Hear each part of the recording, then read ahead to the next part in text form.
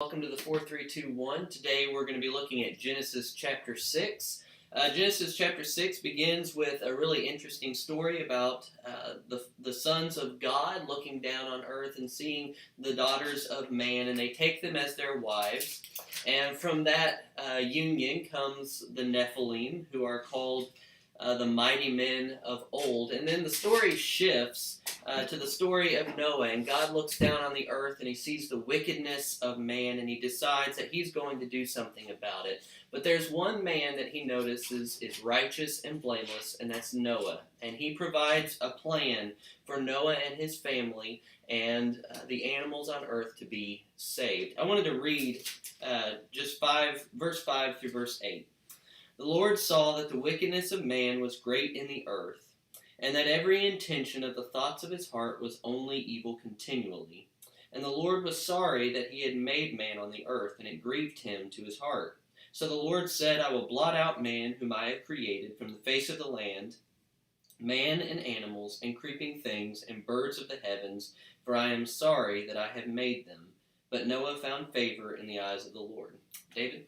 Well, I want to look at verse 3. In verse 3, the Lord said, My spirit shall not strive with man forever, because he is also flesh. Nevertheless, his days shall be 120 years. Many people have questioned what that verse means, but it seems in the context it points to the interval between when God made this decision and he brought about the flood that destroyed the earth.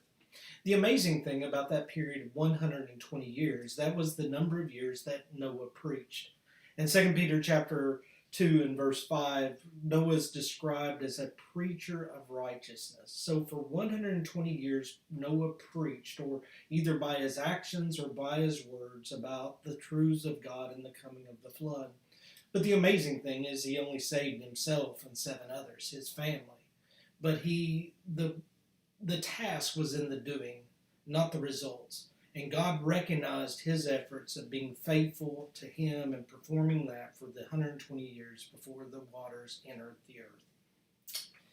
And I wanted to just take a point from verse 6, where it says that the Lord was sorry that he had made man, and it grieved him to his heart. God looks down on the earth, and he sees the wickedness of man. He sees it everywhere, and it says that he was sorry that he had made man, that he was grieved because of this. Sometimes I think we have a misconception about God, that he's just some giant spirit floating in the air, and he's not really worried about what's going on in our lives. He's just kind of disconnected from us. But I think this text tells us the exact opposite. God looks down, he sees the wickedness, and it hurts him. He's grieved because of what's going on. He's sorry that he made man, and I think there's a valuable point in that. The same God here is the God that we serve now, and he is grieved when we sin against him, when we rebel against him. It hurts him, and he's grieved about it.